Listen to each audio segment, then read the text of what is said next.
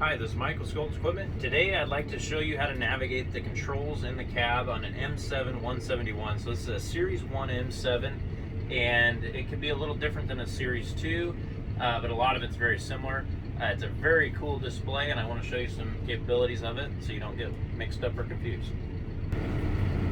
So right now, this is the screen we're seeing. It's got a little bit of a reflection on it. Let's see if I can move it. There we go. So it's really got four windows you can use.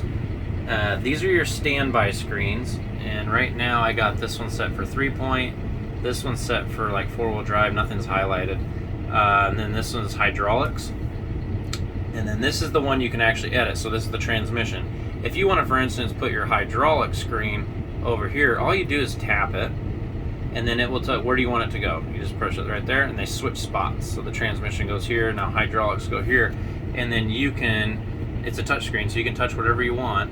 The hydraulics seem to be unlocked. They were locked, so that's a little toggle switch. It's a touch screen toggle switch to unlock and lock them.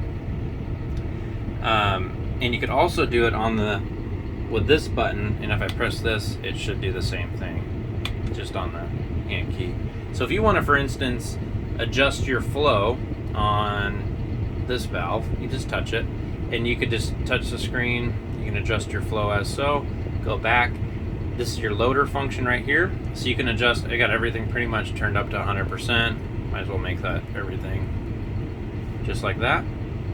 And then this is where you would turn on your loader suspension as well. This tractor does have the loader. Just touch this, and it's off, it's on, and it would be highlighted if it's on. The other functions right there, it indicates what's running. So I'm just moving the loader joystick right now, and it would tell you on the screen what function is being used. Anyways, that's a hydraulic screen. Say you want to bring your 4-wheel drive screen over, touch it, and then you touch it here, and then they switch spots. So you could turn on your diff lock right here. You could just, instead of being just auto diff lock, you can be a full-time 4-wheel drive or auto 4-wheel drive, or you could just turn them all off like they were. If the tractor had suspension, they would be right there. This tractor does not have front axle suspension. And then if you want to go to your hitch, you push it, and they switch spots. So if you want the hitch to raise faster, you want draft, you want your draft control in a certain spot, auto draft control. If you want to lock your hitch out, that's how you do that. Anyways, that's how you switch them. So there is some other features down at the bottom here that I don't have up here.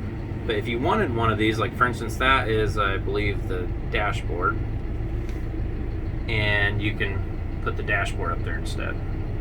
It's very intuitive. This is headland management. Not a lot of people use this, but if you wanted that up there, you could put that up there. Or PTO, for instance. So this would control your, when the PTO would stop or start, depending on your 3-point hitch. This tractor's got a lot of functionality. You could hook up an ISO bus to the back of this screen, anything ISO bus, and it would work. And you could control it right there. There's nothing hooked up, so nothing happens. You could hook up a camera to the screen and put it somewhere. Nothing's hooked up, so it tells you that. But if you want to just put it in the corner, for instance, your camera would be over there. If you wanted, for some reason, to do some fast calculations, you could do it as a calculator. This is really a European function right here. The GPS doesn't work with this screen. In Europe, I think it does, so it's really just not something we would use. And then the wrench, of course, is for something maintenance-wise with codes if you ran into that. But I'm going to go back to having 3-point hitch here, and I got hydraulics ready. Let's go.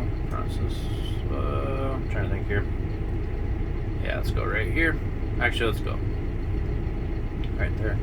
I like to have the transmission screen up because it's probably the most prevalent. So this tractor is a power shift model. It has auto shift functionality, which is turned on by this button right here. And when you turn it on, you could select, if you're on road, what range you want the auto shift to work through. So right now it's set for C1 to F4. and then that's the ranges it will shift. And in field mode, you only have 4 speeds it could actually shift through, because it only stays in one range on field mode. Auto shift sensitivity is right here. If you want the tractor to shift faster, like more responsive shifting, keep it at 0. If you want the tractor to rev up more before it shifts, you go up higher on the percentage scale. So if you want it to really rev to high heaven before it shifts automatically, you go there. I don't see a lot of use for that, to be honest, unless you're pulling a heavy load. So I like to keep them at 0 because I like them to shift faster. If you're pulling something, you might need to raise that up to 15-20%. Your min-max, those are your engine RPMs. You can also turn them on or off right here. Anyway. Now to the armrest. Your forward and reverse can be controlled on your armrest with these 2 buttons. If you just press the button, it won't do anything. You have to hold the trigger button, which is right back here, at the same time as pressing those to go forward and reverse. Or you have the left-hand reverser right here. I find the left-hand reverser, especially using a loader, is more comfortable. On this handle, you also have your up and down for your 3-point, your auto shift button if you want to turn that on or off, which we already went through. And then this is blue remote and black remote. Those 2 are your remote for 2 of your remotes.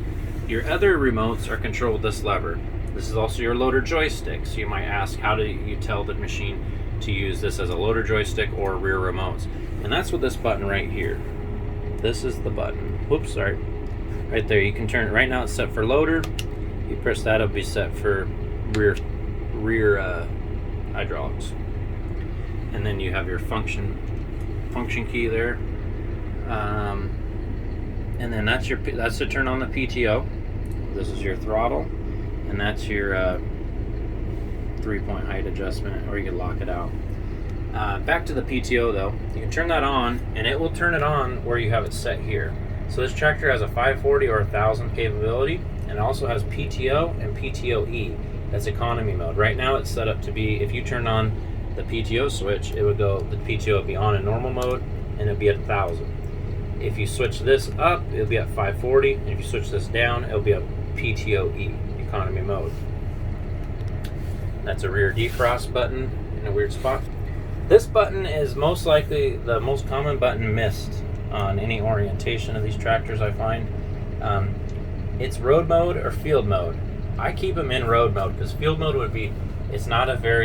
it doesn't gain you anything. The only thing it does, if you push this in field mode, it will not let you shift out of a range. So it will keep you in, say you're in range B, you can't shift out of that range.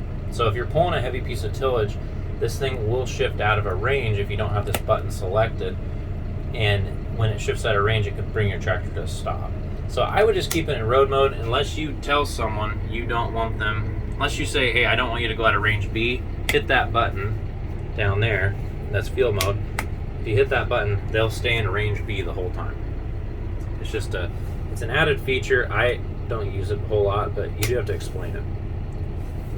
Heat and air conditioning controls, radio, glove box. And then all your light function is on the right below the steering, underneath the steering wheel. You can turn all your lights on there. Blinker up here. And probably one of the other most hidden features on this tractor, or buttons, is under here. It is the battery switch. So when you're sitting in the tractor, you cannot see this button. You have to bend over and look for it, but that is your battery shutoff switch, and then that is your windshield washer fluid button. Anyways, I just went on your park brakes down there. I just kind of went over using the controls in this tractor. It's a very, very intuitive tractor to use. It could take a little getting used to because it has so much functionality, but once you get used to it, I don't see why you wouldn't enjoy it. Anyways, if you have any questions, give us a call, SchoolsEquipment.com, or on the phone, 360-354-4071. Thanks.